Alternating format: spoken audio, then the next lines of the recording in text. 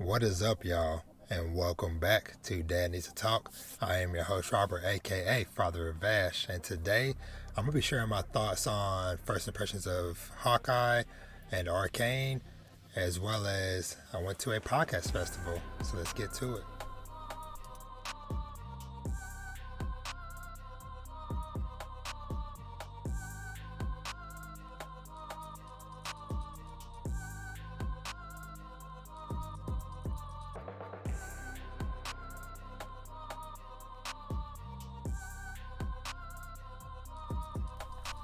Alright, what is up, everybody? We are back for another fantastic episode of Dad Needs to Talk. Y'all already know what it is. As always, if this is your first time here, welcome. But if you're a returning listener or watcher, then welcome back. It feels like it's been a few weeks since we've done the normal routine. You know, I had an awesome guest last week, so shout out to the Honey Goat for that awesome One Piece episode, as well as the episode I did before that talking about my first anime convention. But we back to some normal talks, and I got a lot to talk about. So let's go ahead and kind of start just diving right in. So y'all already know the usual deal. If you're not already, make sure you're subscribed to the podcast on whatever your favorite platform of choice is, and make sure to subscribe to the YouTube channel as well, and all that fun jazz. So let's go ahead and get to it. There's a chance you might hear Vash doing whatever in the background. I apologize, but yeah. So y'all already know, if you've been listening for a while, you already know there's always a chance for Vash shenanigans going on in the background. Would not be surprised if he busted my door at some point during this show. But yeah. So how everybody out there in podcast land, listener land is doing. I hope everybody's having an awesome day, awesome week.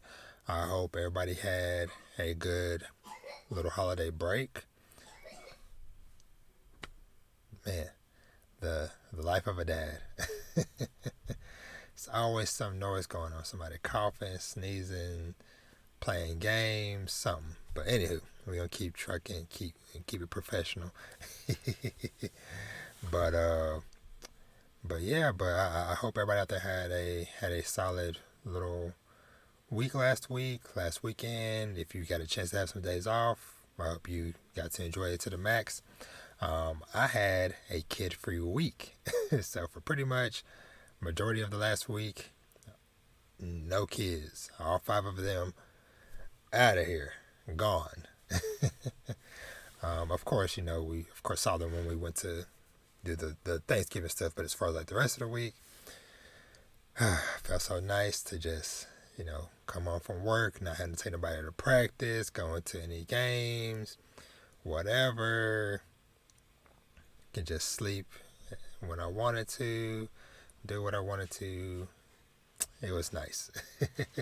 We don't get those too often, so when we do, definitely cherish it and take advantage of it.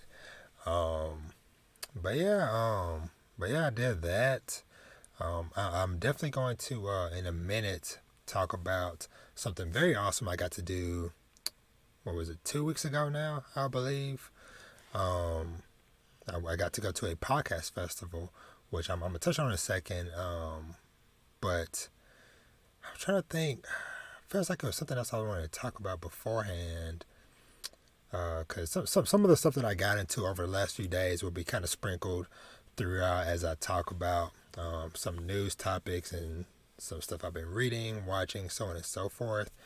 So yeah, like I said, just kind of buckle up and get ready. We got some awesome things to talk about. Like I said, I have lots of awesome anime and manga related news. I have a couple of new manga series I checked out, as well as some more manga volumes I've been reading. I actually played a little bit of a video game I'm gonna talk about, And then, of course, which was Guardians of the Galaxy game. And, of course, we're going to be talking about Ranking of Kings, Sakugan, as well as first impressions of Hawkeye and Arcane. So stay tuned. Check the timestamps if you want to jump to something later on. Or, hey, you want to stick around for the whole ride, I'll greatly appreciate it. So what I want to do today, I want to start off in the lead up to talking about the podcast festival. I want to give like a couple of I guess I'll call them community shout outs. Because as I've talked about before, me doing this podcast, I have gotten a chance to meet so many amazing people in the community, some of which are other podcasters, content creators in general, or some of them, they're just awesome people. They don't do any shows or videos or whatever. They are just awesome people that I've gotten to meet. And so I wanted, like I said, just to give a quick shout out to some of them. First one I want to give a shout out to is Senae from Blanime Podcast, because she just in the last day or so, she just got her license for to be a step instructor. Now, for those who don't know, and I'm not going to show any videos right now just because, I don't want to do that thing, whatever, without her permission or whatever. But stepping is basically a form of exercise routines. And so I've seen her videos of her doing it. She does super awesome. I love hearing about her talking about her and Mike talk about it over on the Blanime Podcast and stuff all the time. But she's been putting in the work for years from what I've heard, and she finally got a license or got her certification to be a teacher or an instructor. So, like I said, just want to give a shout out to Nay. Y'all go show her some love. Like I said, she's over on the or she's one of the co-hosts of the Blanime Podcast. So go show her some love, and congratulate her on doing some awesome stuff. So next up, let's see if I can get this to pop up. So next up, some fellow manga anime lovers like me, over on Instagram, their account is manga_brownies, and it is two very awesome ladies who, they make lots of posts and threads and stuff about various anime and manga that they, are reviewing, watching, recommending. But one awesome thing that they've been doing lately is that they have been doing some giveaways. And so for every week of December, they are going to be giving away a couple of volumes of manga. And for this first week, they have My Hero Academia Vigilantes Volume 1 and Soul Eater Volume 1. So, yeah, like I said, just want to give a shout out to them. They are very awesome. I love, that they have been doing these giveaways and stuff for the community. If I remember correctly, I believe they also did like a collaboration giveaway a month or so back with more friends of mine over on the Solar Scouts podcast with Cat and Fox. So they kind of did a little collaboration giveaway a while back. So go show them some love. Next person I want to give some love to, and hope I'm pronouncing her name right, is Jasmine, who just started a podcast called the Epic Manga Book Club podcast. And so I listened to her. She has 2 episodes out so far. Just started it, like I said, like last month, if I remember correctly. And it's just very awesome. Just very awesome. It's always great to just hear more voices in the community from a variety of people from all ages, genders, etc. And so, she is a awesome adult, a awesome mom, and so go check out her page. Like I said, her Instagram is Epic EPIK Manga Book Club, and give her podcast a listen.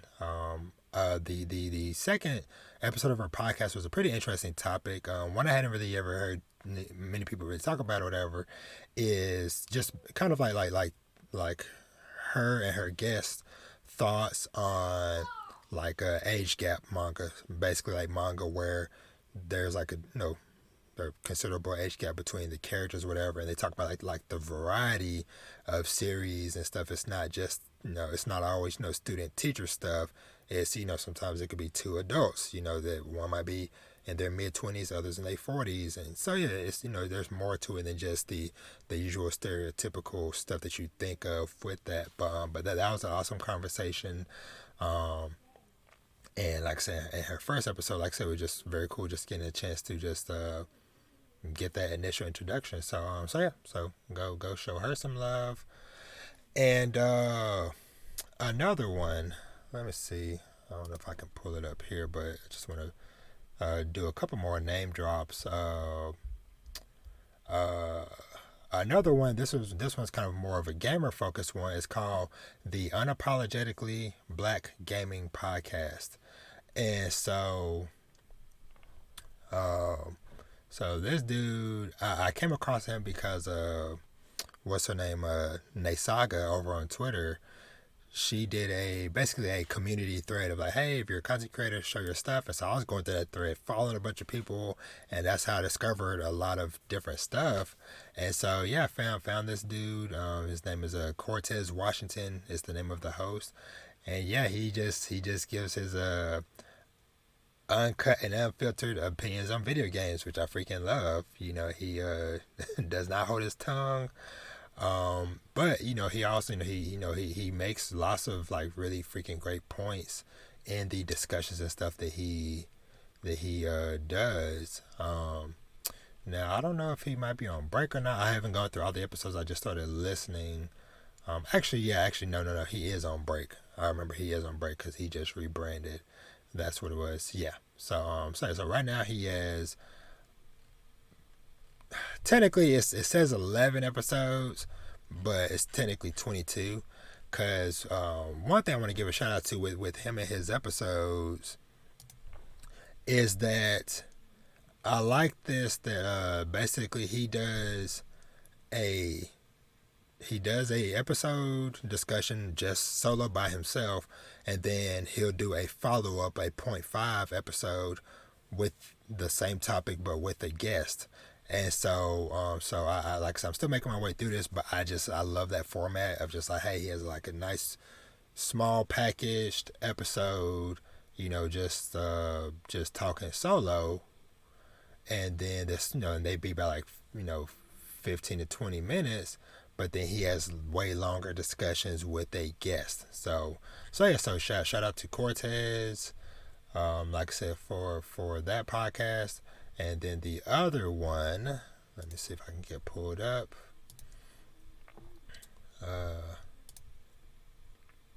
The other podcast is called Growing Pains. And so, and then the host is Jasperine, but she goes by Jasper.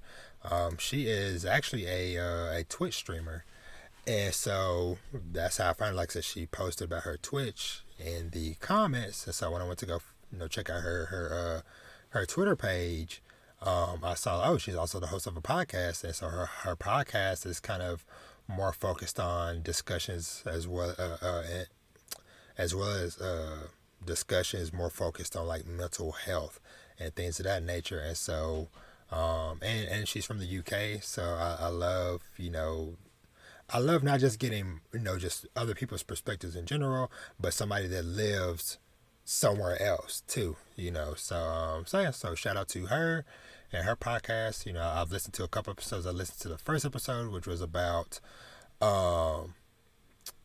great expectations and perceptions. And then as far as like dealing with other people's expectations of you, things like that. And then the most recent one I listened to was called Healing and Forgiveness. So yeah, so great stuff there.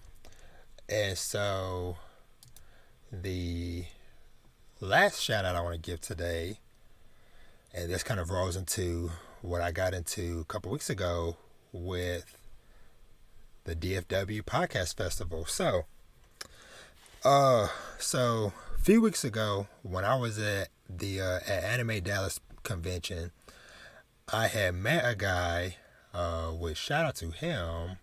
Let me see if I can pull up Grumpy. Yeah, so I met one of the hosts. I believe his name was Daniel, from the Grumpy Beer podcast. We met at a podcast panel at the Anime Dallas convention a few weeks ago.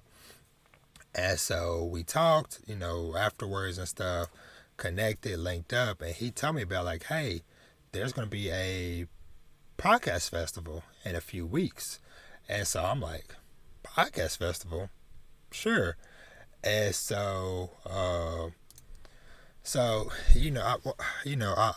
kind of want to talk about this for a multitude of reasons.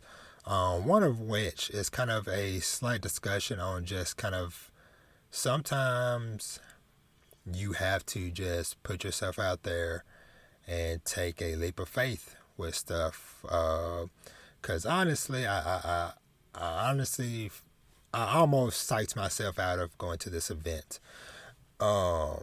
And because I don't, like I said, I don't know, just because, I'm like I said, I just went to my first convention, first convention period a few weeks ago. And so I'm not necessarily the biggest, like, outgoing person in the world. And so, the thought of like, oh, this is a podcast festival and yada, yada, yada. I was kind of getting into my own head. And so, like, as the day was going on, I was kind of like, man, I'm tired, and maybe if I go, I'll probably just say for maybe an hour, because I think it was scheduled from like 4 to 10 or something or whatever. But, like I said, I kind of sat there and mulled around, and I was like, and my wife was like, no, you should go ahead and go. And so I was like, you know what, okay, fine, I'm gonna go. And it ended up being a freaking super cool experience. So the guy that kind of orchestrated this whole thing, see if I can pull him up. This guy here, he goes by DJ. Forgive me, bro, if I mispronounce it, but I believe it's DJ Avi.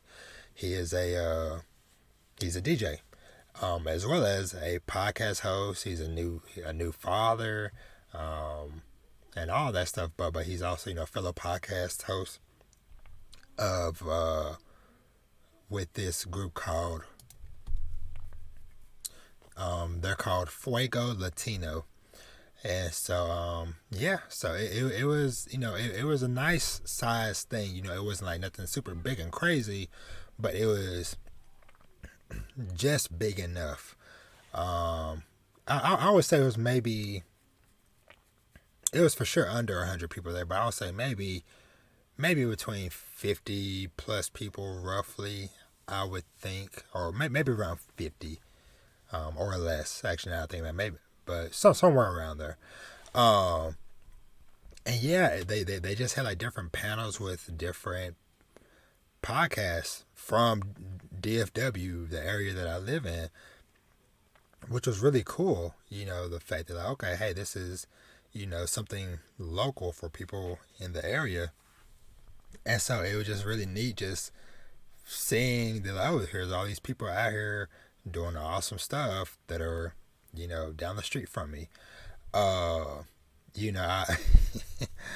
one thing I will say real quick up front, though, I almost didn't go inside because the area that it was in looked a little shady at first. Not gonna lie, because it was like way off on this like this warehouse area.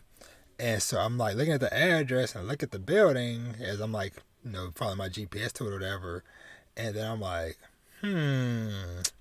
this seems like a spot that would be like in a drug lord movie or something. But, like I said, I nervously went in, and of course I go in and there's like small pockets of people, hanging out and stuff. And of course I'm like, well, don't recognize nobody here. Oh, look, a chair. So I went and just sat down and just hung out. But he came up and introduced himself to me and engaged. And I want to say I really appreciate him for doing that, because like I said, I'm just sitting there by myself just waiting for the show to start, and it was a little bit of a delay, because they were getting some stuff set up, because they were working with, what's the name of the company, man, so I'm trying to see if I can find the name of the company that helped them. Let's see. Hello Studios is the name of the company that they were working with, or they was doing like the production side of things, as far as like setting up the cameras and the microphones and audio and all that stuff. So anyway, so there was a delay of that or whatever, but he politely came up and he was like, hey, aren't you, at the time I didn't know who he was, because of course, on the page, it didn't necessarily say like, oh, hey, this is going to be hosted by this person, or this is the person that's the brains behind the operation. Real talk, I just saw him, because, hey, he just dressed like a normal dude. And so I thought he was just part of the production crew, because he's up there messing with cables and hooking stuff up. So I'm like, oh, okay, he's just part of the crew. And so when he approached me, he was like, hey, what's up, man? Aren't you the guy from the Dad podcast? And I'm like, oh, yeah. And so it felt kind of cool, somebody actually recognizing me or whatever. But yeah, he's like, hey, man, he introduced himself as, but he didn't say like at that moment, like what his role was in that. But he introduced himself, and he was like, yeah, he's like, we have to delay it a little bit, but we'll be starting soon. And yeah, once it got started, it was several podcasts, pretty much like all the podcasts that went had maybe like 15 to 30 minutes to just get up on stage and basically do kind of like a live version of their podcast. But it was a mix between talking about like their origin stories, how they got into podcasts, and what they do on their show and different things like that. And so it was very awesome to see and to hear these people talk. So some of the ones, let's see, this was modern day mujeres, and forgive me if I mispronounce any of the names, but they were awesome, two awesome ladies doing their thing. These two dudes, Midweek Vibe, which very cool thing I learned. So one of them does music and one of them is a actual actor. And so, which one? I think it's D. Winston. He has 4 IMDb page. He's been in some Amazon Prime movies and some other work as well. So I'm like, oh, that's pretty dope. That not only, these two guys are local, but that they are doing some bigger things. So shout out to them. Like I said, Midweek Vibe. Of course, like I said, Fuego Latino, and all their crew, because a lot of like everybody in their crew also have other side things that they, or other businesses and stuff that they do as well, whether it be other podcasts or one of the ladies on this crew, she's a personal trainer. Of course, the one of the guys up front, DJ Ivy, he's a DJ as well. So yeah, so them, let's see, Chizime and Menundo. Like I said, forgive me for butchering the Spanish names, but this is a brother-sister duo podcast crew. I believe these guys were Dos Migos. And this dude, one of the hosts, he was wild. Like, yeah, it was like it was fun though, but that was a wild conversation to hear. Uh, uh, uh, Forget a language for this one, but this one was called Talk Yo Shit Radio. They were a pretty dope crew too. One of the hosts, he's actually a DJ as well because he was doing the music for the event. We had they had some musical performances. What's her name? Zoe Ario. Her voice was beautiful. She sounded so good. And her brother was also a rapper. Is it Hollywood Los? But both of them were super awesome. Great voices, great music. And there was another guy that did a performance as well. I can't remember. I don't see his thing here. I can't remember his name. But yeah, and of course then they had like food vendors and stuff too. I got a really good quesadilla. They had really good drinks. And yeah, anywho, the show was awesome.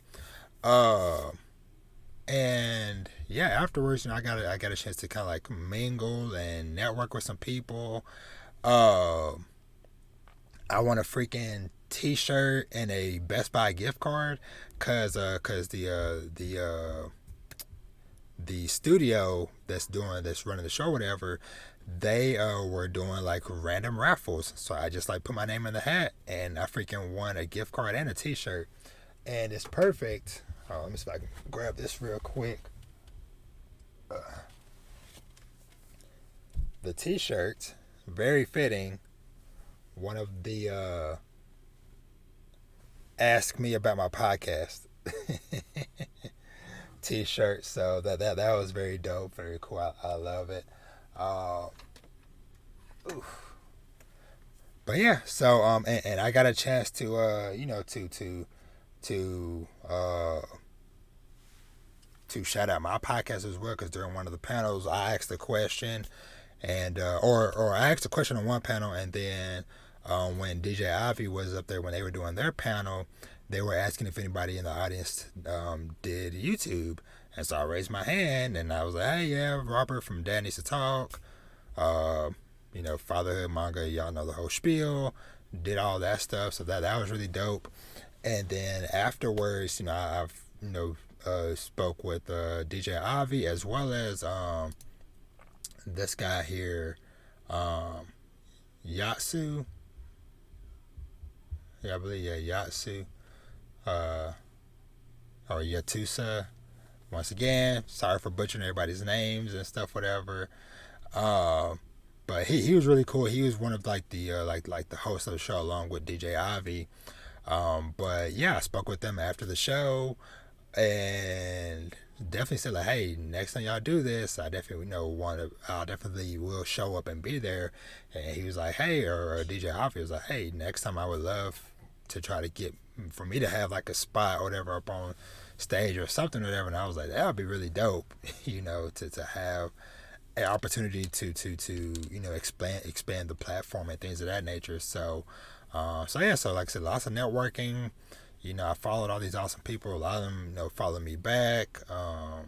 And yeah, so we'll see where that goes. There was even some people in the audience that I got to meet and connect with as well. And yeah, so it was just a beautiful thing. Like I said, just very glad that I took that big leap and that big step and did it, because like I said, I met so many awesome people, got to experience an awesome show, and I stayed from start to finish.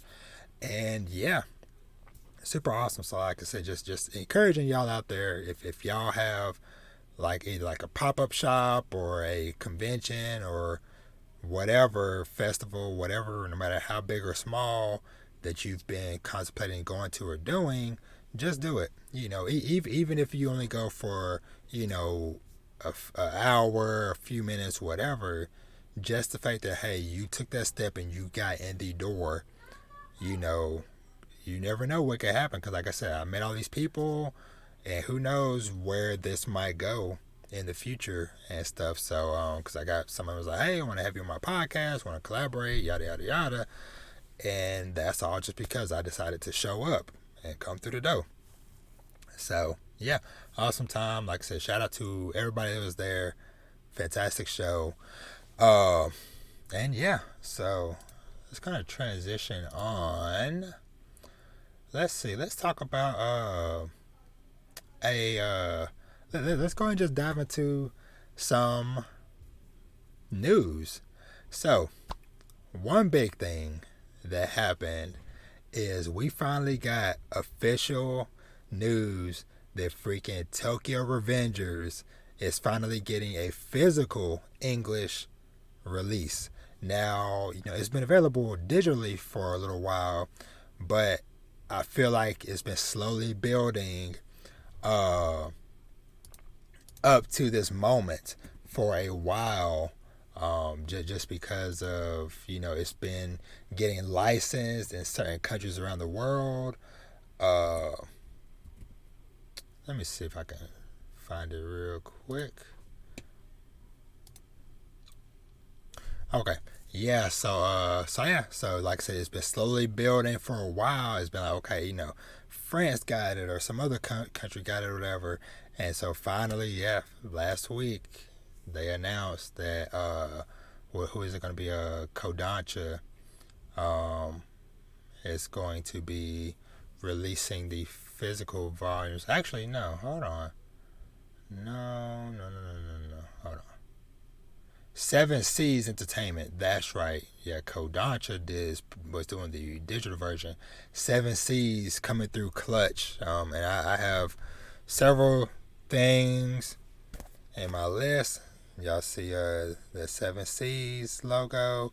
We're gonna talk about this in a second, but Seven Seas pulled through, and they are going to be doing the 2-in-1 omnibuses, and the first one's gonna be coming out May of next year.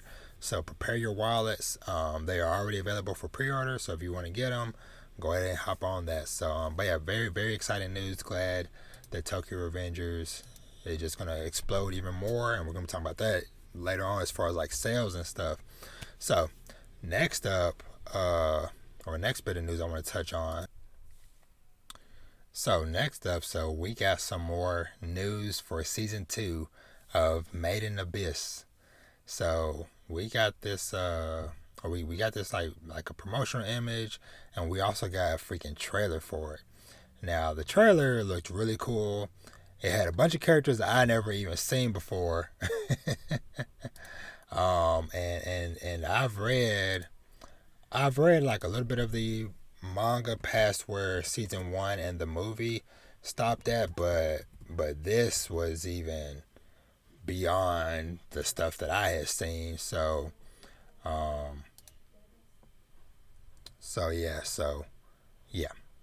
So this girl up front, she is the only one that I've seen before in other stuff. But all the rest of these characters, I was like, yo, who is y'all?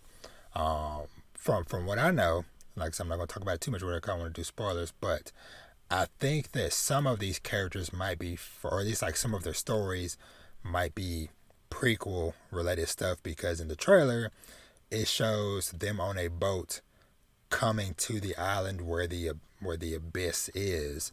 So clearly this was long ago,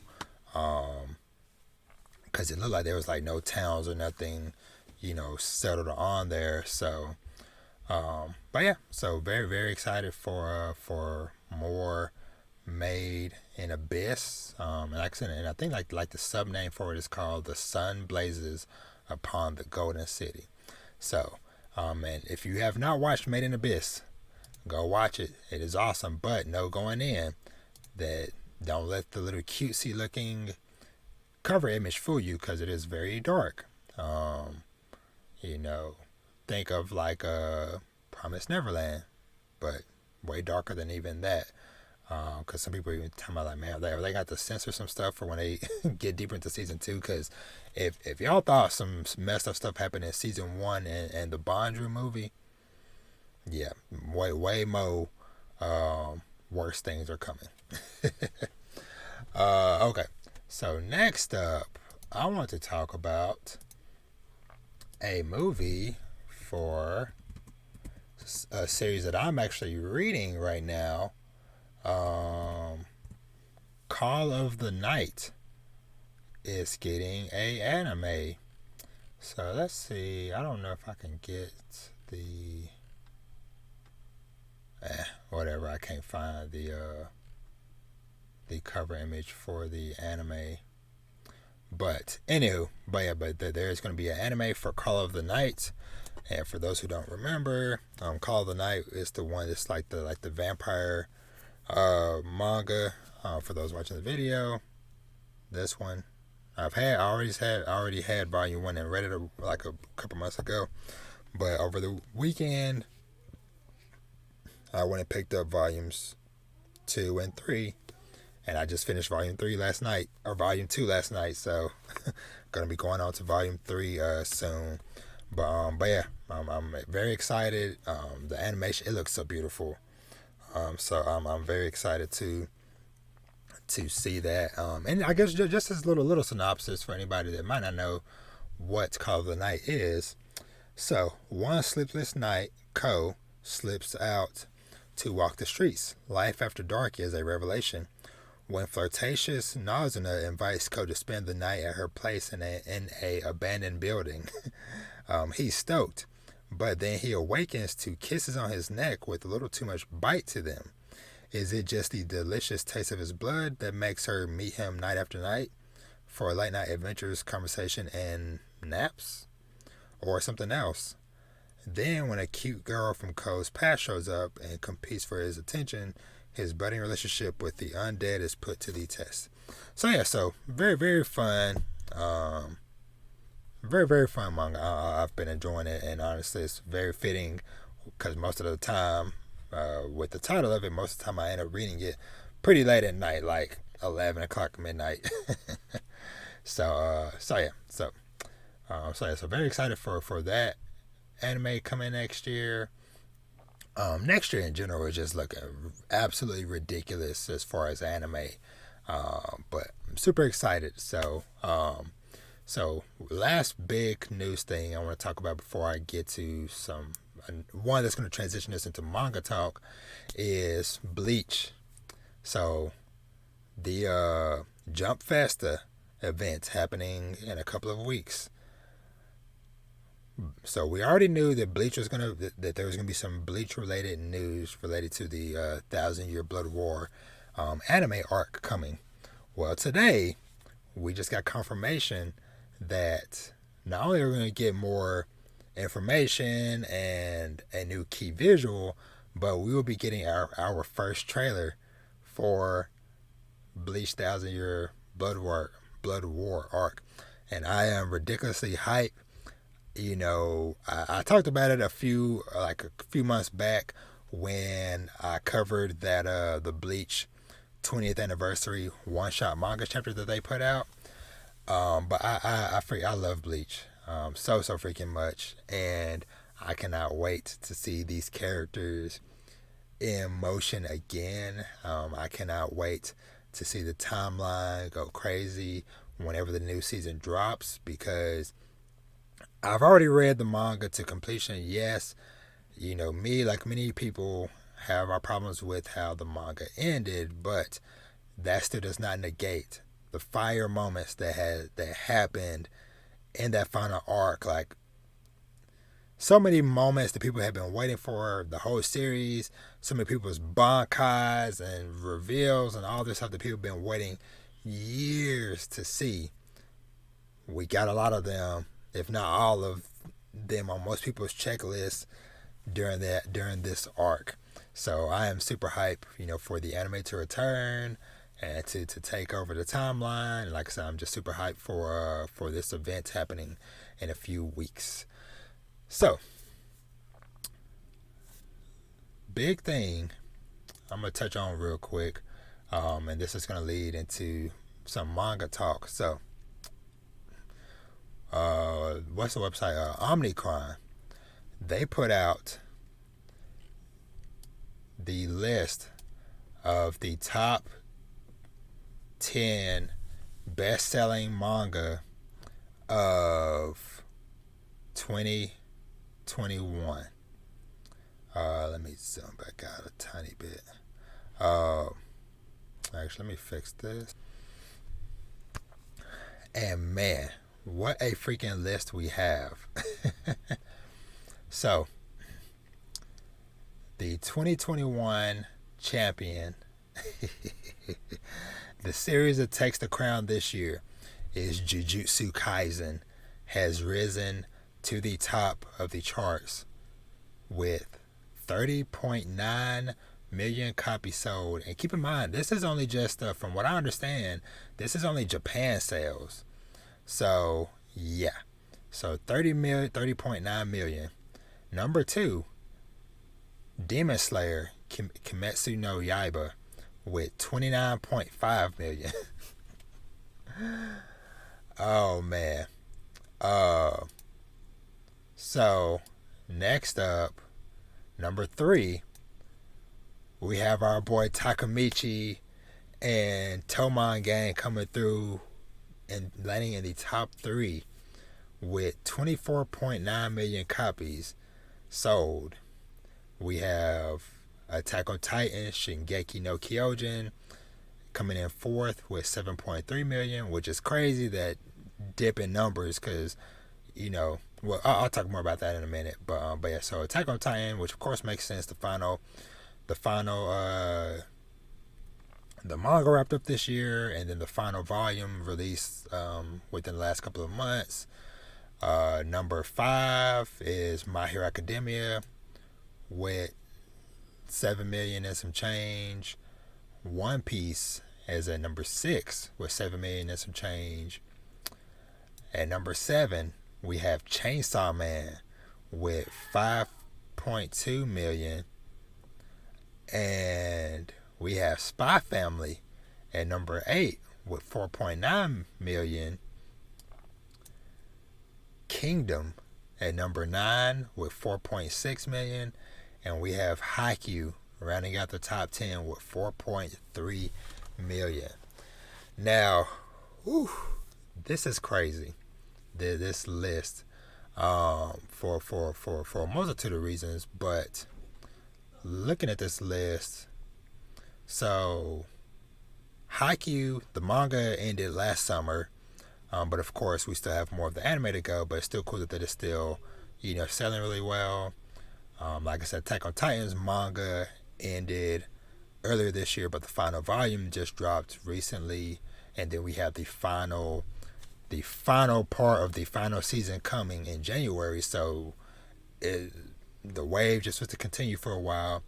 Demon Slayer, the manga ended last summer as well, along with Haikyuu, but we're in the midst of season 2 of the anime is going right now, with the real part of season 2 starting this weekend. So, you know, they've been kind of recapping the Mugen Train arc in the anime. I haven't watched any of those episodes yet because I already saw the movie, but I might end up binge watching someday soon this week, just to catch up.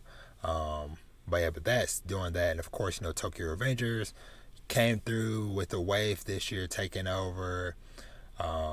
You know, it's kind of crazy, you know, seeing One Piece drop down to 6, considering, but it held that number 1 spot for freaking like a decade plus. So, but yeah, and of course, Jujutsu Kaisen, the wave is just immense. I already know and expect that Chainsaw Man, honestly, I would not be surprised if Chainsaw Man climbs up a few places this time next year, if it's not like freaking top 5 or something or whatever, because Chainsaw Man anime is coming next year too. And so we saw the impact the anime had for Demon Slayer, and then we saw what's happened with Jujutsu Kaisen. So Chainsaw Man is next up in line. I'll say also to an extent Tokyo Revengers, because that's one I had no clue about what Tokyo Revengers was before the anime came out earlier this year. So, but Chainsaw Man, I've already read it, so I'm aware of it. But I just know the world is gonna go crazy once, you know, that comes out. Same thing with Spy Family. Spy Family has an anime coming next year. So, yeah. So I hope, fingers crossed, hope that sometime, at some point, somebody pulls through and gives us official English volumes for Kingdom. It's been a while that before, like, the last, like, couple of years, Kingdom was in the top 3 for years. Like, honestly, it was top 2 for a long time, because for a while, for several years, the top 3 was like One Piece, Kingdom, and Attack on Titan. And Attack on Titan and Kingdom kept on, battling out, going back and forth. And the crazy thing is like, Kingdom was selling like that, and that's without an official English release. So it's still wild, that it's doing so well. But like I said, super awesome.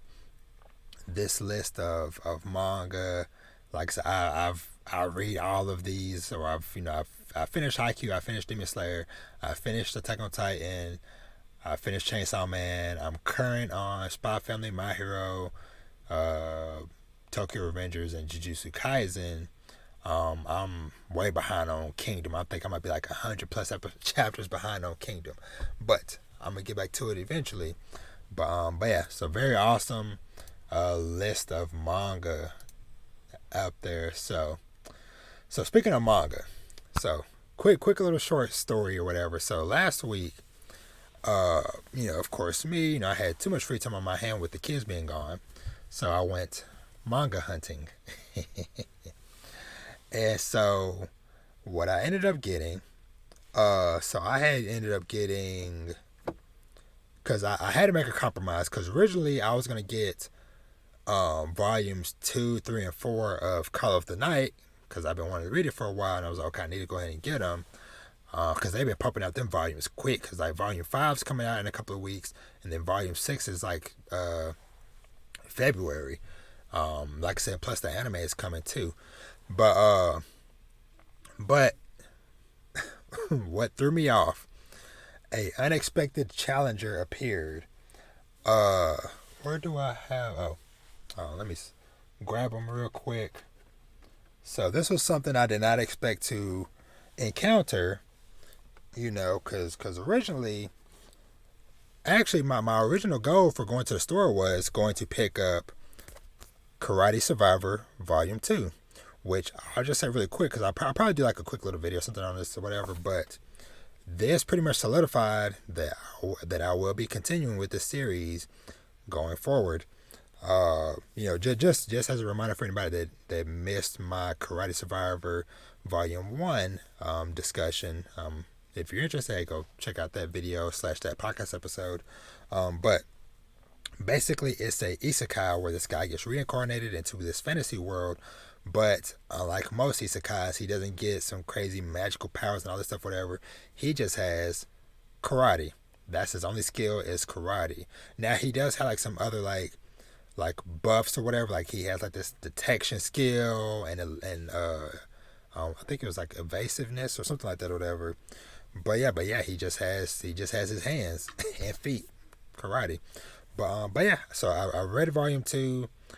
Really enjoyed it, and like I said, it solidified like, okay, hey, whenever Volume 3 comes out, I think like in a couple of months, I'm gonna be there day one, and I'm gonna be sticking with it going forward. So Volume 2 pretty much sold me on it. But yeah, I was originally going in just primarily for Karate Survivor, and maybe, the rest of Call of the Night that was out. But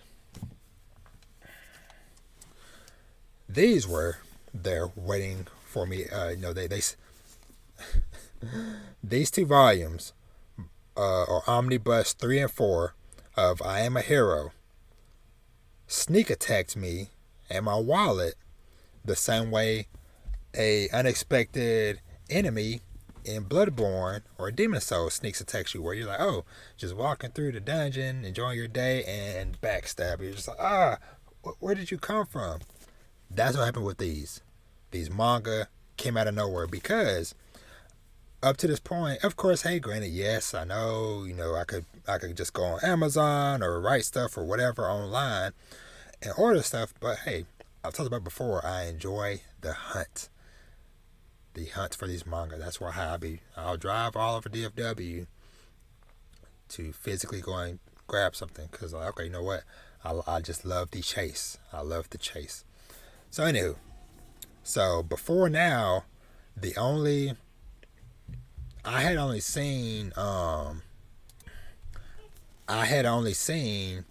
Omnibus 1 and 2, and I believe 10. So I have 1 and 2 because I did a discussion on 1 a while back. I started reading 2. I need to get back to it. But like I said, only other one I've seen is just 10. So when I looked on the shelf and I see 1, 2, and then I'm like, wait, that's not the spine for 10. What numbers are those? And I'm like, it is 3 and 4. And I'm like, oh no, this is not in my plans. This is not in my budget plans. So I literally probably spent like an hour plus there mulling over decisions, like it was literally life or death of like what to get, what not to get.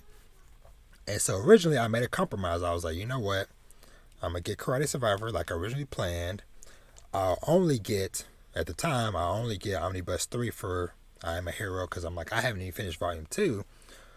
And then I'll just get 2 volumes of Call of the Night because like I said, Volume 5 is coming out in a couple of weeks. So I'm like, you know what? If I can read through Volumes 2 and 3 now, then next time when I go back, I'll get the next 2. So that's kind of how I'll do it, kind of pace myself because I'm trying to break the habit of filling up my shelf and emptying my wallets with a bunch of volumes that I'm not immediately reading or not planning on to read anytime soon.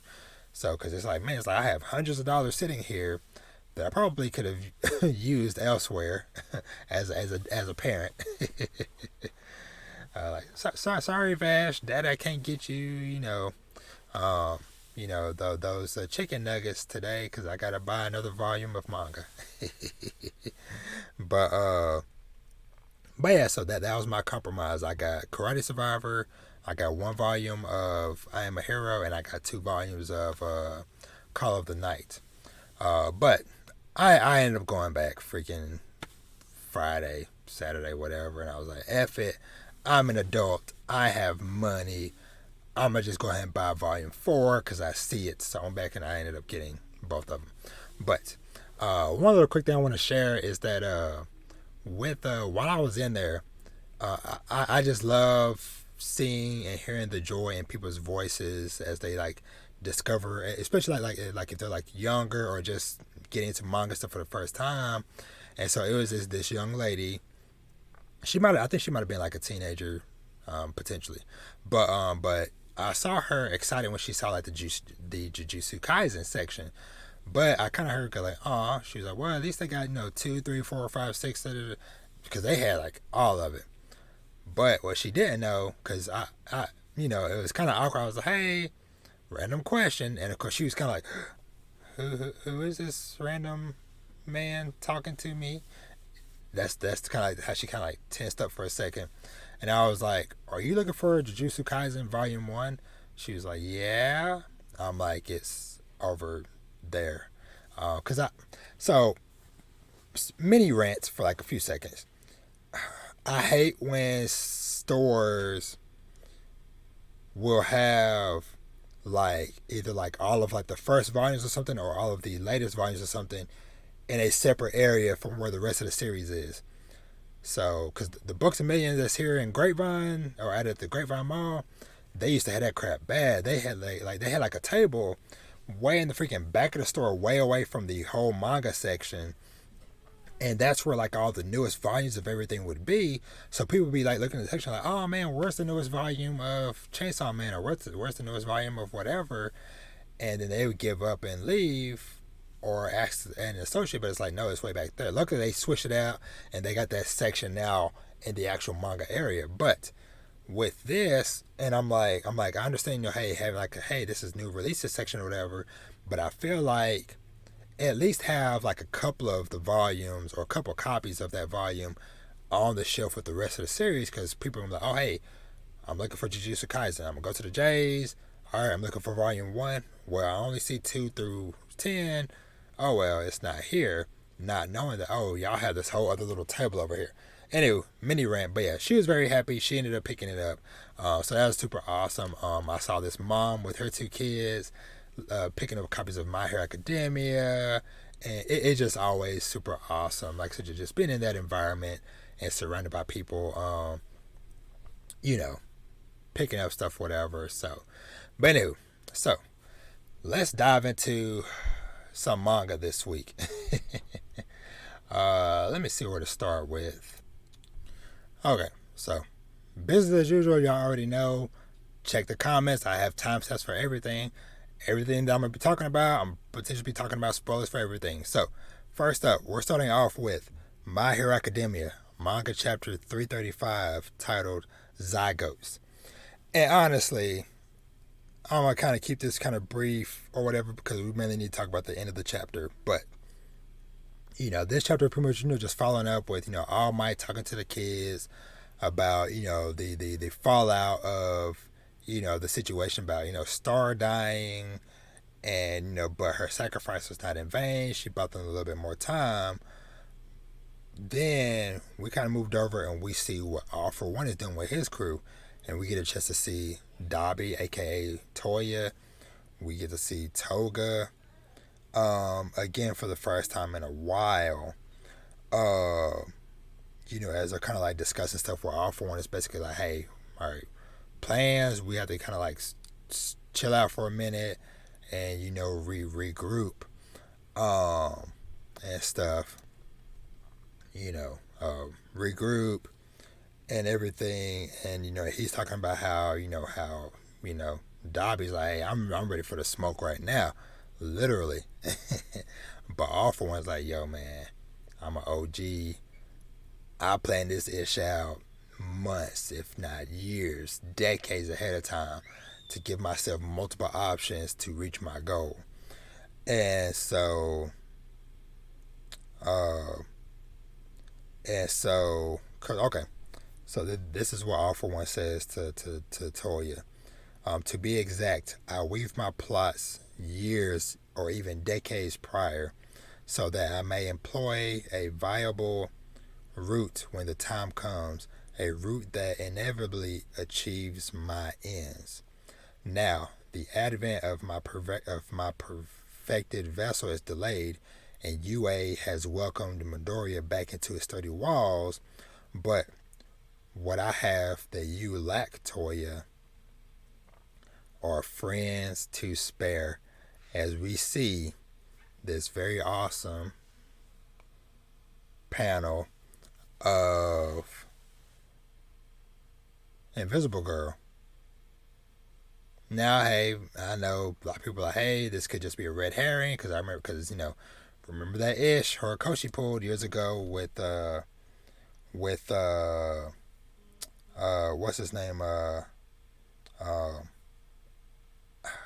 Aonuma, naval laser guy, to where that one time where he was standing menacingly in Deku's window watching him sleep and being creepy or whatever. Like, oh my god, he's the traitor. And it's like, no, he just admires Deku and wants to give him little pieces of cheese. So hopefully that's not the case, because that would suck if he does this another kind of like fake out again. But who's to say? We shall see. I know a lot of people was kind of pointing out certain things, one specific moment about how it was her idea back in season 1, or I think that was season 1, for them to all go to the mall, which is where Shigaraki ended up ambushing Deku or whatever. And so people are like, okay, she's the one that suggested it, and then that happened. So it's like, and I'm pretty sure over the next week or whatever, people will find potential more clues of stuff that might start lining up the stories or whatever. But yeah, so I'm very excited and curious to see where things go from here. So next up, let's see. So next up, we're talking about One Piece manga chapter 1033, titled Shimotsuki Kozaburo. And more or less, this was just a Zoro love chapter. to be honest, it's all about Zoro all day, every day. Actually, let me refocus this. All right, we giving Zoro the spotlight right now. but yeah, it was pretty much more or less just all Zoro majority of the chapter. Now we did get like a little bit more background or clarification that, that yes, because Queen was talking to Sanji about this, but he was like, yes, King is from the extinct race known as the Lunarians, who were known as gods, or who were revered as gods, who could survive in any environment. And of course, Sanji was like, well, if they were so great, why are they all extinct? And then Queen was like, basically like go read a history book to find out. But anywho, aside from that, like I said, pretty much this chapter was more or less just confirming a lot of stuff that we've kind of like heard and known for a while, some of which, Oda talked about a little bit in some of the SBSs, over the years and stuff. But pretty much it was just clarification that yes, the Shimotsuki person that left Wano over 50 years ago is the old man that Zoro talked about that would just kind of like be sitting on the outskirts of town by himself, chilling or whatever. So we found out like, yes, that is that guy.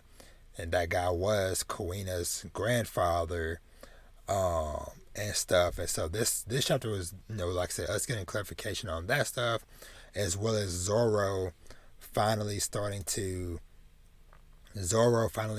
piece together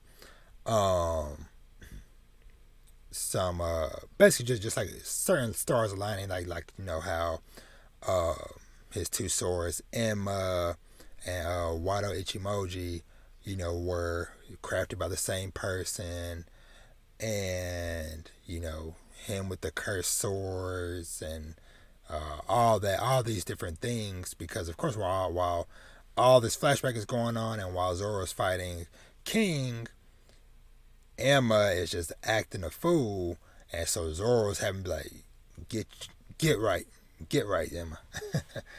Pull yourself together.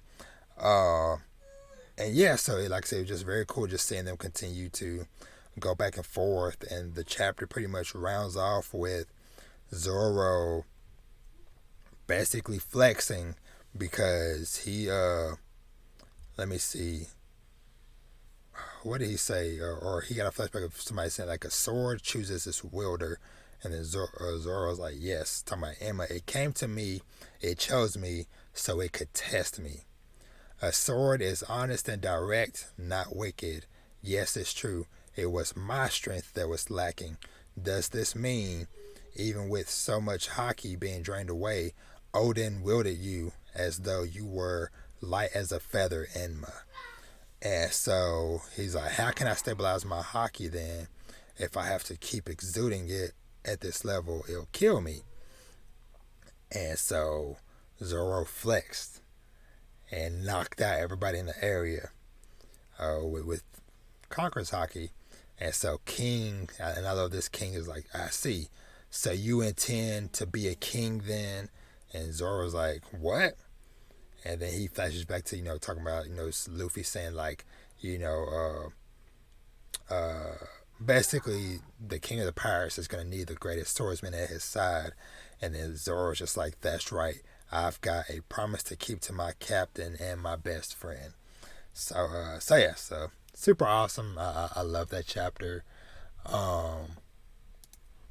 Let me see, what was the next I want to touch on? Let's see. I'm just gonna touch on this a little bit or briefly, whatever. So, okay, so one of the new series that started in Shonen Jump recently. It's this one. I believe this one's called Ayashimon. And so basically this guy, as the synopsis says, Maru dreams. Let me fix that. So yeah, but anyway, so this series, basically the main character, he wants to be a protagonist of a manga. And so basically he just loves to fight. And so he ends up getting pulled into the world of Yakuza. Oh. Vash, stop. Vash. What are you doing?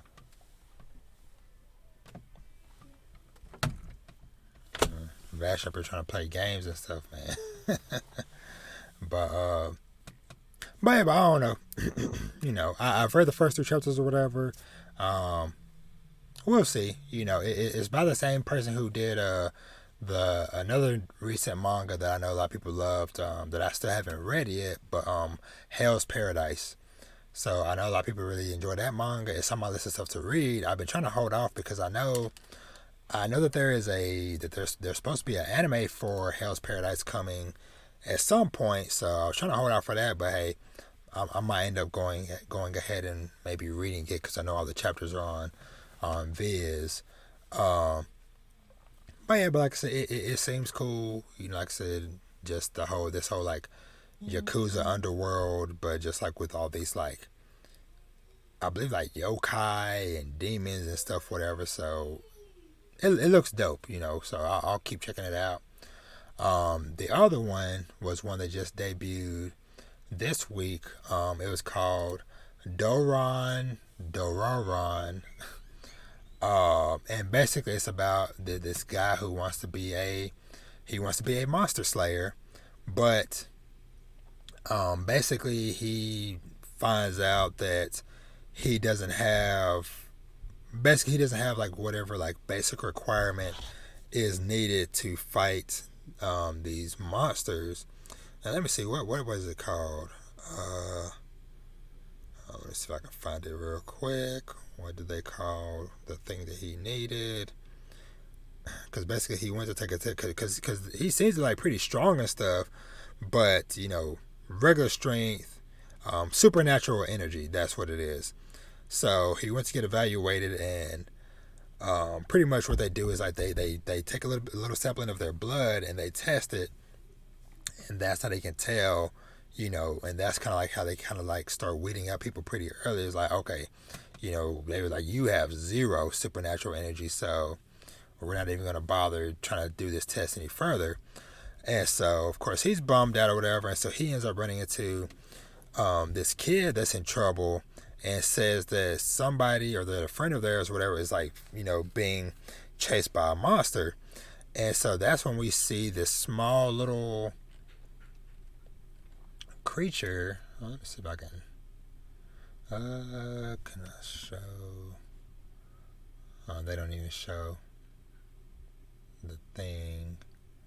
Hold on real quick.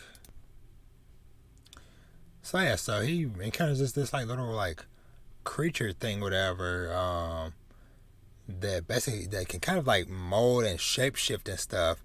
And so of course, you know, obviously he's weary because he's like, hey, you know, don't really trust monsters, especially because, you know, we find out that, like, spoilers, but we find out that like a monster, you know, is responsible for killing his mother when he was younger. So of course, you know, that whole thing. But the monster basically just says he just wants peace. He just wants, you know, to have a happy world. You know, he doesn't like bad people regardless if they're a monster or humans. He, you know, he just wants to help people.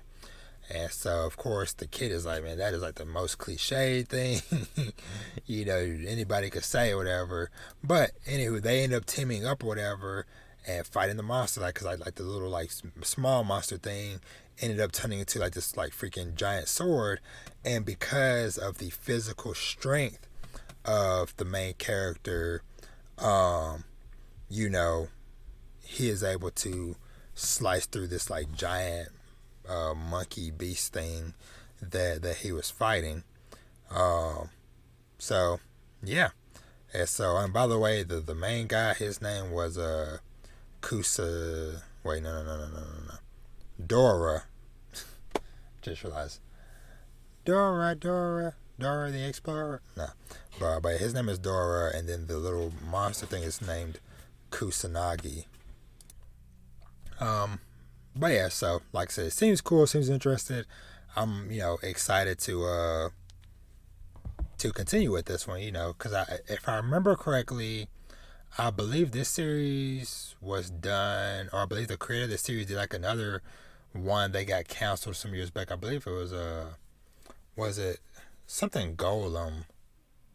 Let me see real quick. That's right. Golem Hearts.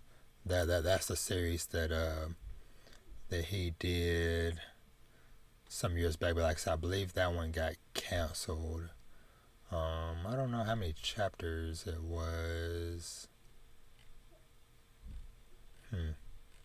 I don't know. But anyway, I'm excited to keep on, like I said, checking out both of these new series. And just a quick little thing I want to touch on real quick with Dr. Stone. Dr. Stone manga chapter 220. So pretty much, because I believe it's been like a few weeks since I've like really talked about Dr. Stone because of podcast stuff, whatever. But basically, they've kind of decided on the team that's going to the moon. Senku as a scientist, Kohaku as the warrior, which it was very cool that I can't remember the big dude's name. Tsukasa, that he chose Kohaku because he recognizes her strength, but also the fact that it'd be a double benefit of not only that she is also equally strong as him, but she is also a little bit lighter, so it'll make things a little bit easier as they're traveling to space. And then the last person was supposed to be I believe it was Rio, the navigator. And so that was going to be our 3-person team going to the moon. But we have a moment where Ryusui, where we see Ryusui actually do something that I enjoy seeing, like character growth, or just something that I enjoy about a series, is that characters and we've kind of seen this several times like throughout Dr. Stone, is characters sometimes knowing when, while yes they are good at what they do, there's somebody that is actually better fitting for this role or this job. Which kind of in a way, when Senku them kind of put their faith in Suika, being the one that would revive them, during the last world petrification event. But Ryusui, later on in the chapters, they're kind of like doing like all the different training and stuff where they're getting ready, for space or whatever. There's a part where they're practicing shooting like targets or whatever, because of course they don't know what stuff Y-Man is going to toss at them. So they're practicing shooting and stuff, whatever. And Ryusui is the only one, because Senku and Kohaku have no aim. But as he's thinking, he's like, you know what? There's somebody who is better fitting both as a pilot, but also as a shooter, and that is Stanley from Zeno's group. So the chapter pretty much ends with him standing in front of Stanley's statue in this cave that they have. So yeah, I'm very curious, because that would be like a very interesting team if it's freaking Senku, Kohaku, and Stanley going up to space. So we shall see. But yeah, so I just wanted to shout out Dr. Stone on that. Let me see. I'll touch on this like super briefly, whatever. But I have been playing Guardians of the Galaxy, like I mentioned earlier. I'm really enjoying it. It actually has more kind of like platforming stuff than what I was initially thinking of. Because like the first time I saw like a multi-tiered part of a level, I was like, can I jump? And when I pressed the button and he jumped, and I can double jump because he had a little rocket boost, I was like, oh, okay. But yeah, I'm really enjoying it. I am on chapter 9 of the game right now. And I think it's like 14, 15 chapters or whatever. So little bit over, halfway. But it's been a fun game. yeah, that's pretty much all I can say at the moment. Just this, it's been a really fun game to play. I've enjoyed all the different character moments and stuff. Some of the dialogue stuff is kind of like overlapping because there's so many characters on the team talking and different stuff, whatever. But for the most part, I would say it is pretty cool. Just fighting with all the Guardians, and I love getting the different costumes and skins and stuff from them. And meeting all the different side characters and stuff, because of course, like I've told y'all before, I'm not like the biggest comic book character, so I recognize some stuff from the MCU movies, but there's like other characters and stuff that I'm seeing that I'm like, oh, that person looks really dope. I have no clue who you are, but you look really cool. So but yeah, but Guardians of the Galaxy is really cool. Honestly, I would say if you're interested in it or whatever, maybe pick it up around now, or maybe if the sale's not going anymore, maybe for Christmas, cause I got it for like $30. So and I've been seeing it for between $25 to $30 in most places and stuff. So so go check it out. That's my endorsement. I'll definitely come back and talk about it more in depth, like once I have fully finished it. But like I said, I just want to just give it a little bit of love. But yeah, I've been really enjoying that. And I also picked up Sackboy, A Big Adventure, which that's something that me and Vash has been playing a little bit here and there, which I'm very excited about to play more with. I want to get another PS5 controller so we can play together. Though I might try to see if I can hook up my PS4 controller for us to play co-op together, because I've talked about before how the Little Big Planet series means so much to me, because that series just means the world to me, because I have so many memories of playing it with my nieces and nephews across the years, with my close friends and roommates and stuff in college, and now to have this opportunity to play, because I've gotten to share Rayman Legends with Vash, and so now getting to share Sackboy and the Little Big Planet universe with him is so special. So but yeah, so those are the two games I picked up over the last week or so, whatever. So, and been loving them. So let's dive into a couple of TV shows real quick. So some of these I'm gonna kind of blaze through some of these real quick, just like quick thoughts on some of these. So Ranking of Kings, as usual, I have a whole big video on this on my YouTube channel, but I'll still kind of touch on briefly. So this episode, and I believe this was episode 8, if I remember correctly. Let me double check. Okay, it's Ranking of Kings episode 7, Sakugan episode 8. So Ranking of Kings. So man, this episode, man, it is. I loved how they bookmarked the episode, the front and the end, with the Dida stuff. It's like unfortunately Dida might be gone. Don't know if he's like permanently gone or he's just like sealed away inside.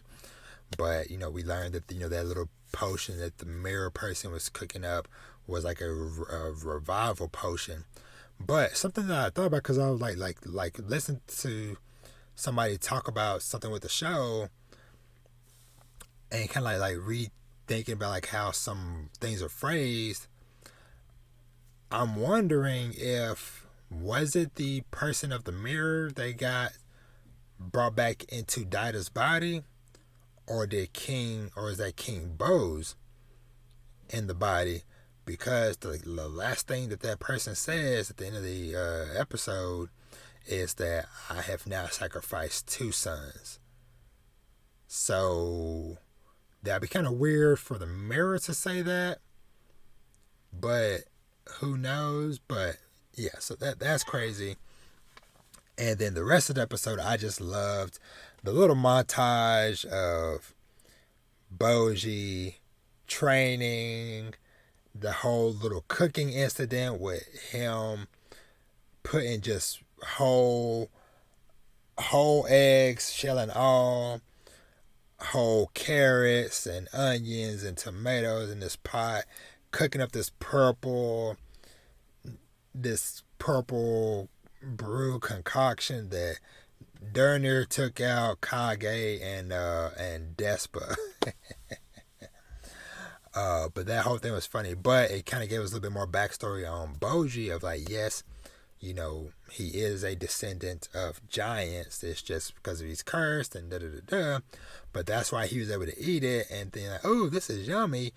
Because his body, like giants' bodies are pretty much immune to like poisons and stuff because they consume so much stuff. But that whole scene was funny, and I love the tease of the big explosion happening in the training room, and Kage's banging on the door like, hey, what was that? What's going on? Hey, what's going on? And then Des was like, we just in the training, bro. What's up? And he's like, man, I heard an explosion. He's like, oh, it's nothing. And then right before he closes the door, Kage is like, what's that back there? Like looking past Despa, and in the background, hey, might just be teasing, but we see Boji facing a boulder that is split in two. What is Boji doing?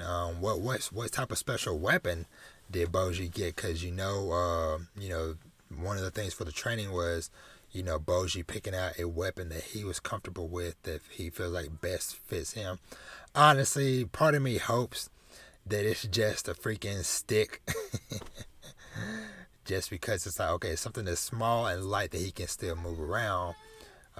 Hey, man, it might even be like just like a toy wooden sword or whatever. Who knows? But yeah, really excited about that and that tease. Hope we find out more next episode. So moving right along, Sakugan. So Sakugan, man, things got real heavy this episode. Like I said, I believe this was episode 8 for Sakugan. So this episode,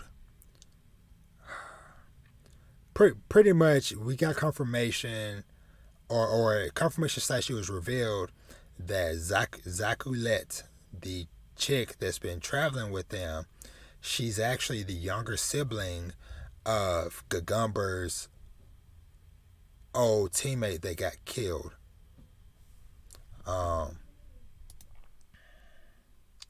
And so, and also that this town that they went to, or whatever, is actually Gagumber's hometown. And it seems like he just hasn't been back since whatever incident happened with his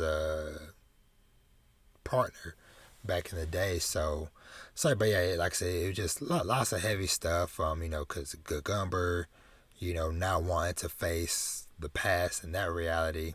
But he is put in a position to where he's having to face it because Zakulet, she ends up capturing Mimipu and pretty much putting her life in danger in order to lure out Gagumber, and to confront him as far as like, man, like why, what happened? Like, why did you kill? Like, because of you, my brother is dead, and you never came back to explain anything. I waited weeks, months, years for you.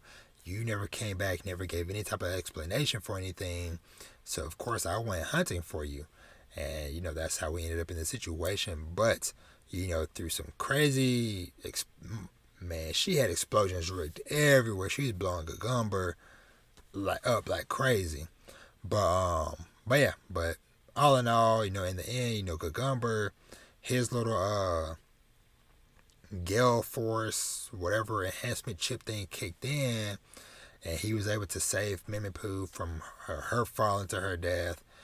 And yeah, so, and then in the end, Mimipu still accepted Zakulet and was like, hey, you're not just going to sit here and just sulk. You're going to finish the journey with us to the end. And yeah, and that's where things kind of wrapped up. But man, like I said, it was like a bit of a, like I said, more heavy episode, like, because like I said, just the subject matter of them dealing with and confronting all this stuff, from the past. And so hopefully, I hope, we continue to see more growth from Gagumber as far as like him accepting the situation of what happened and doing his best not to repeat those same mistakes. So yeah.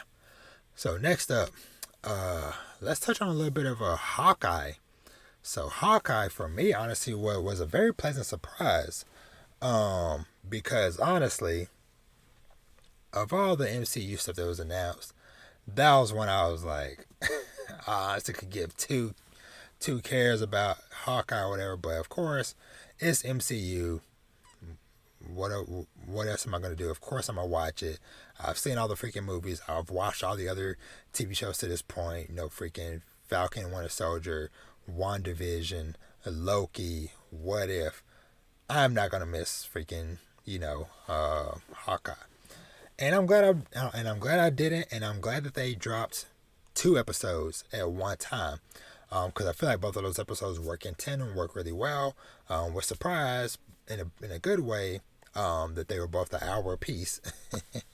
Because at first I was because whatever day I saw them, I think they dropped Wednesday, last Wednesday. So I'm like, I'm going to bust these out real quick. We done in an hour, and I looked at the runtime, and it was like almost an hour apiece. I was like, I'm about to do this later in the night. but real talk, like Hawkeye, it was just really cool. I did not expect, if you told me a week ago that I would be sitting here saying that the Hawkeye series was really cool, I'd be like, you is crazy. But it was like really dope. Like I said, just seeing like even more kind of like down to earth stuff, because WandaVision, of course, we got a little bit more personal with the characters, but that has, those characters' abilities are freaking insane. I'll say Falcon and Winter Soldier was a little bit more down to earth as well, but I feel like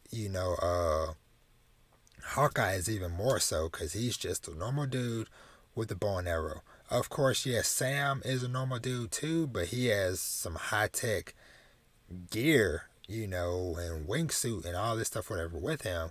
Whereas Hawkeye, he's just a normal dude with the bow and arrow, But I enjoyed all the stuff with him. I really did dug the LARPing scene where he's walking through and just like whatever, just like knocking people out, one-shotting people.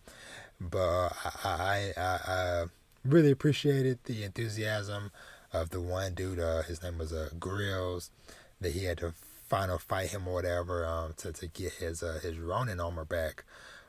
Which very dope, very cool, because of course, like I said, I'm not the biggest comic book person or whatever, so don't know what stuff might be coming into play or whatever, but I appreciated that they brought that stuff back up or whatever, because I'm like, okay, who's going to be the main villain, or what's going to be the threats or whatever.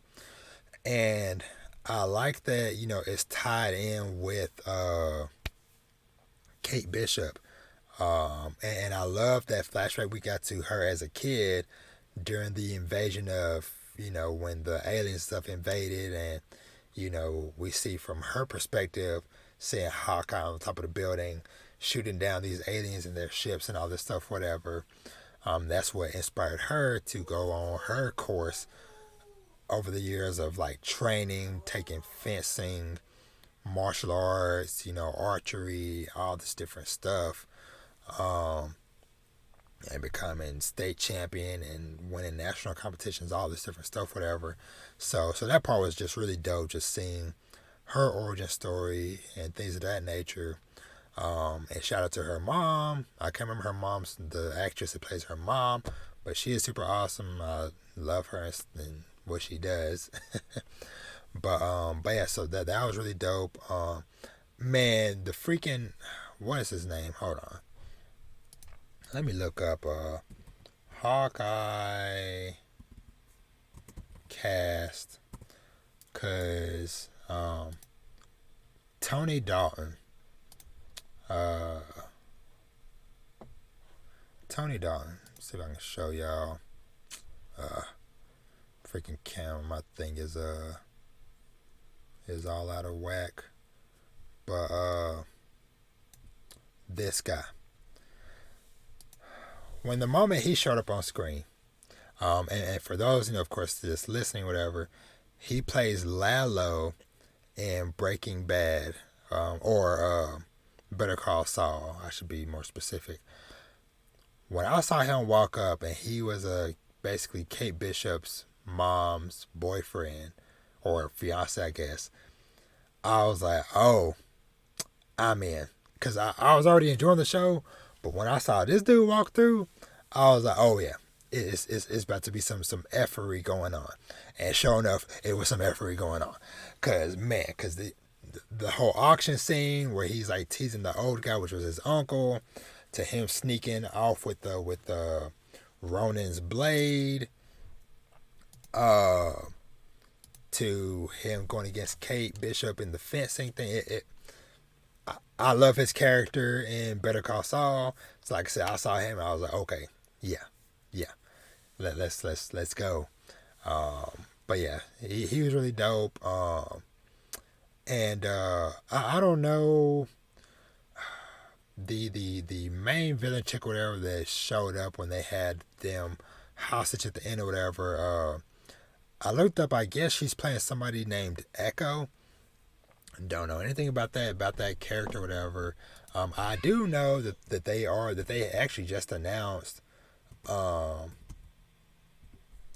that they had just announced a Echo TV series recently, when it was kind of like doing their Disney Plus day, where they was announcing a bunch of stuff. But they announced Echo will be getting a spin-off series. But whoever this character is, she's like gonna be like one of like the main threats against Hawkeye or whatever. Overall it's super cool. I appreciated all the little goons and henchmen for the tracksuits and the little thugs and stuff, whatever. Those dudes were freaking hilarious. But Hawkeye, I'm excited to watch next episode. That's what more can I say? I'm super excited and pumped to watch the next episode of Hawkeye. So yes. Okay, so I know this episode is going a little bit long tonight, but I have to talk about this final series for today. And if you would have told me, and I feel like I've said this a lot tonight, but if you would tell me even a week ago that I would watch, let alone care about a series from a game series I've never really ever played, never touched, I know what it is, I'd be like, whatever. What I am talking about is Arcane, based off of the League of Legends game universe. Now, first off, I want to say shout out to the homies over at Mic Check Waifu Podcast, the homies Polo and Tail. Because honestly, the final push for me was them doing a review of it on their podcast last week. So, because Polo and Tail, much love to them. Have a lot of respect for their thoughts and opinions on various shows, series, whatever. So when I saw, because I'm trying to think, did they mention that they had started it or something about like? I feel like they had maybe mentioned or something like in the previous episode. But anywho, when I saw in the title Arcane Review, I'm like, let's see.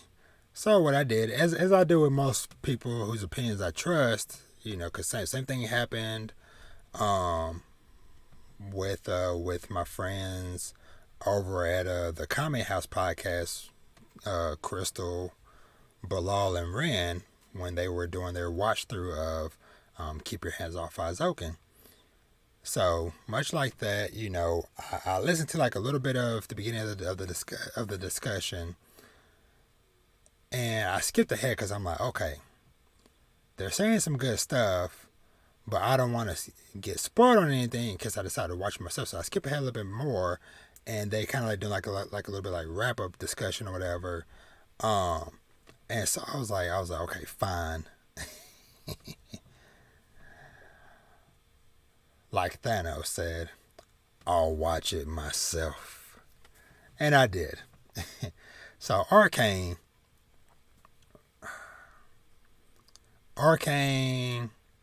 was short of, it was breathtaking, visually stunning, had a very nice, unique look to it. I really like, I just really like the overall style and aesthetic of the show. The music was so good, so good. Cause there was a song that came on, like, I believe it was somewhere in the first episode, I believe, maybe second episode, but somewhere in like those first couple episodes, there was like some track that came on, and I was like, oh, you got me. But yeah, overall, this show had it all. And I'll say up front, because before I, I'm gonna give a spoiler on before I get into specifics or whatever, but I just want to say overall, this show, I feel like had it all. Visually looked great. Music on point. Music banging. Or as the young folks say nowadays, slaps. But real talk though, like, it looked great. Fantastic music. Great characters, great cast of characters, and great overarching story. Because I enjoyed watching these characters learn, literally grow, shift and change, and see how, as they encounter various situations and things of that nature, that, it has a lasting effect on their personality, how they act to stuff, how they react to stuff. We see characters dealing with some heavy trauma from some situations and kind of have a moment of like, kind of like reminding you that, like, hey, kids remember stuff, or people in general will remember stuff, but especially kids. You say something to a kid that, in a fit of rage or anger or whatever, that might carry with the kid for many years, and potentially shape and mold who they end up growing up to become. We also see, like, characters being manipulated and all different types of stuff. But, overall, like I said, it was just like a fantastic thing. I loved the world building in general, because so basically the basic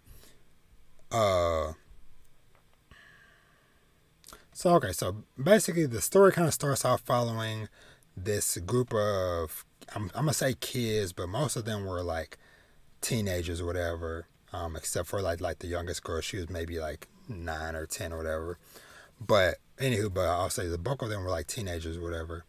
And basically, the kids were going on a mission to try to get some treasure. Like, I'm keeping it vague just for a general description, for anybody that might have some interest but don't know. So they go on this treasure hunt in the upper city, because so basically the world is basically split into two tiers. Basically, there's like the upper city part or whatever, where all the rich and prosperous people live, and then there's like this under city area where it's like, dark and grimy. It's ravaged by drugs and, poverty and all, and things of that nature. And so, you have these people from these two different lifestyles or whatever. But the kids go up trying to find something.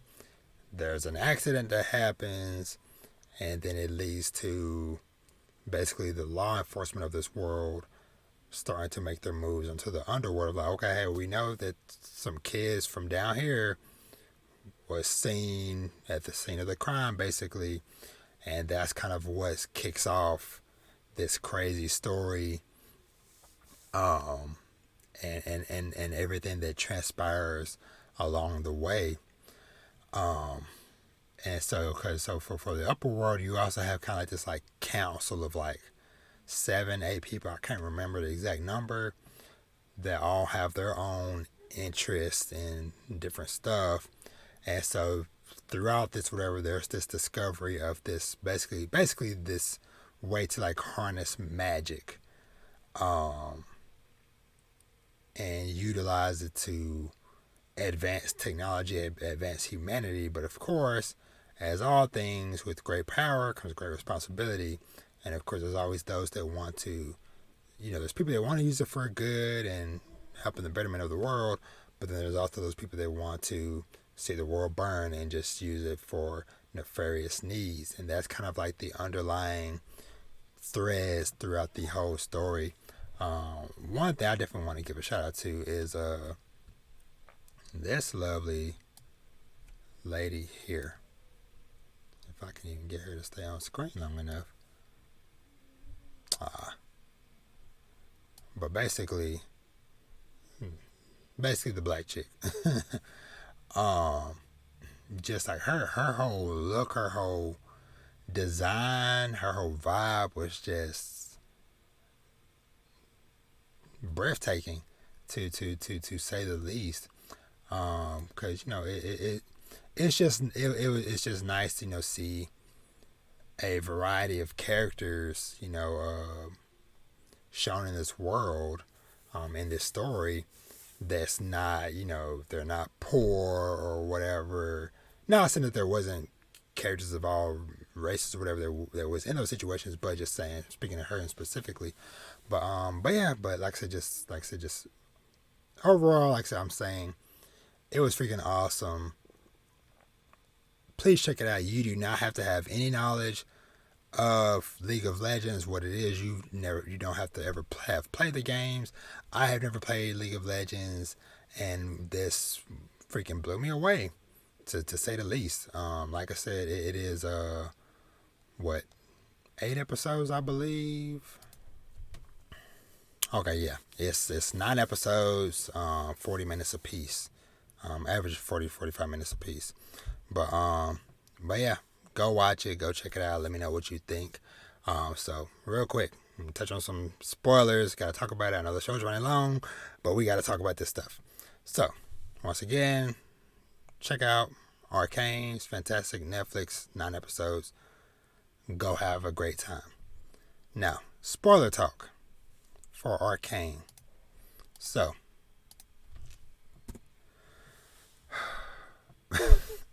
this show was a down roller coaster ride. When Powder, I had a feeling that there was going to be something bad that would happen, but for the domino effect to happen, or for what transpired next, I did not expect at all. With her contraptions, her little gadgets, whatever, finally working, but in the worst possible way. Cause with her using the little hand clap monkey, bruh, it was like every time that thing ticked over and it clapped and it just got worse and worse. And the fact that it's like she's kind of saved her sister, but not really, because her sister ended up in jail. At least her sister lived, at least. But it's like, Vi ended up in jail, and pretty much everybody else ended up dead. All the other kids died. Old dude ended up, dying after he got captured, and all this stuff, whatever. But like that, and then like them doing the time skip, and then Powder now going by the name Jinx, because that's the last thing that Vi said to her, was like, you were such a Jinx. Her going by this name, her being taken in by the main villain dude, which I can't remember nobody's name right now, sorry. But that whole situation and how it just evolved and grew, and how now Powder turns to be a freaking badass. making all these ridiculously crazy gadgets, like the freaking like little like not firefly but like dragonfly little robot tech things that like blew up everything all over the brick. Man, that was crazy but super good. I enjoyed her fight that she had with the can't remember his name, little man, the little black boy. When they fought on the bridge and he like was doing like the little stopwatch, and it was taking back and forth, and like it cut from like her current age to them as kids when they used to challenge each other and stuff. And I really love like the little like sanctuary that him and his little community had built up near this like freaking giant tree that's growing underground. That was super cool. Seeing the kind of like certain characters just like their spiraling downfall or whatever, or getting caught up in stuff, because like the shoot, let me hold on real quick. Jace, the young scientist guy that they stole the stuff from at the beginning, just like seeing like his rise in, you know, power and position and stuff, whatever, to where he pretty much took over more or less is like in charge of the council by the end. But of course, like he getting like roped into stuff because of Mel, the Black Queen, who I freaking loved her look. Loved her. Seeing was it Victor? Yeah, seeing Victor's kind of like downward spiral as like he's chasing, which I understand in a way, because he's basically trying to stave off death. Basically, he finds a way by like engraving these runes into like his body and getting the the magic stuff, whatever, inside of his body, whatever. But then like the freaking the little stone thing, whatever, is like, nah, like you can't destroy me. I control your body. But that whole scene where like his assistant, she was finally gonna like confess in some ways like her admiration for him, but for her to get freaking Thanos dusted, man, was so sad to see. Yeah, man, it was that. It was just this whole series was just so freaking wild, but so freaking fantastic.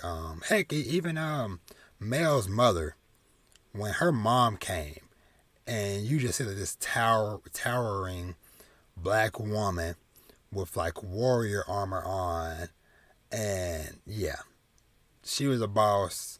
She was super cool, super dope.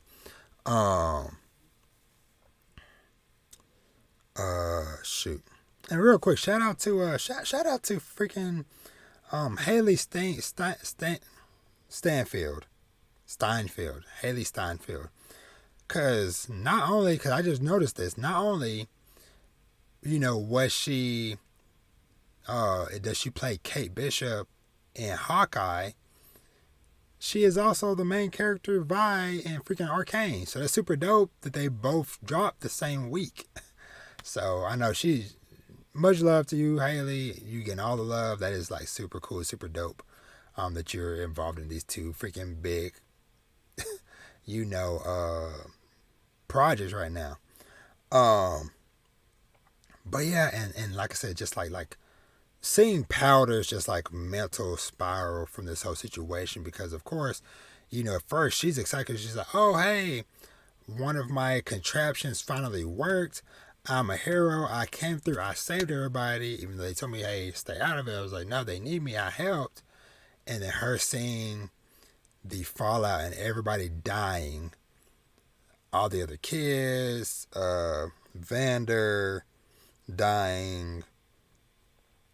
And then her sister, like, basically just like disowning her.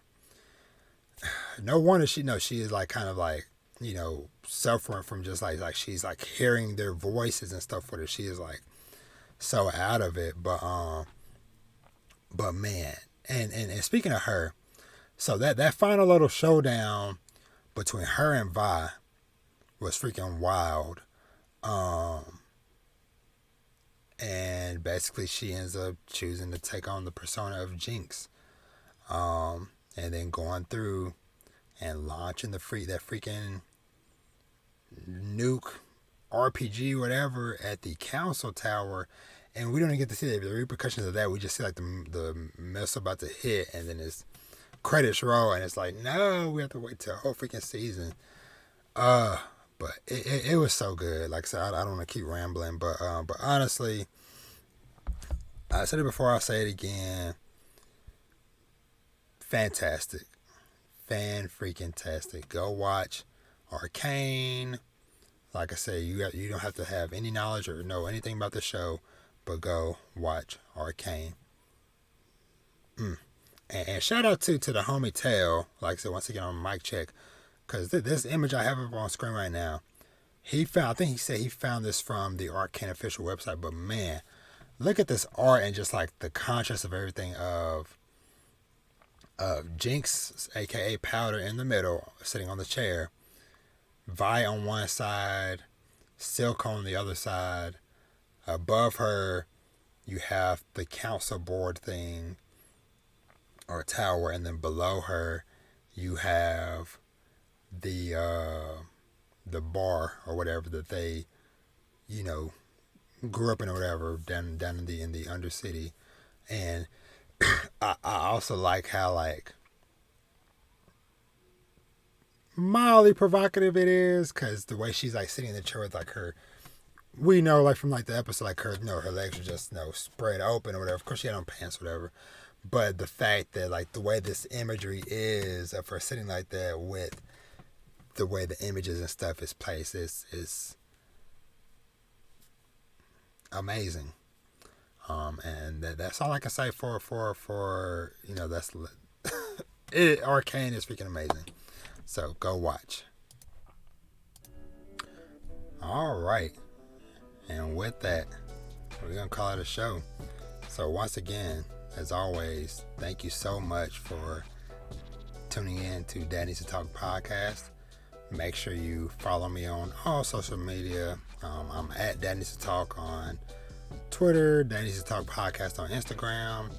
And of course, make sure you are subscribed to the podcast on whatever your streaming platform of choice is, as well as to the Dad Needs to Talk YouTube channel. If you're not subscribed to the channel, please go do that. I would greatly appreciate it. And yeah, like I said, go show some love to all the people I gave shout outs to earlier. Like I said, Epic Manga Podcast, Manga Brownies, Unapologetically Black Gamer Podcast, everybody that I showcased over from that I met over at the DFW Podcast Festival.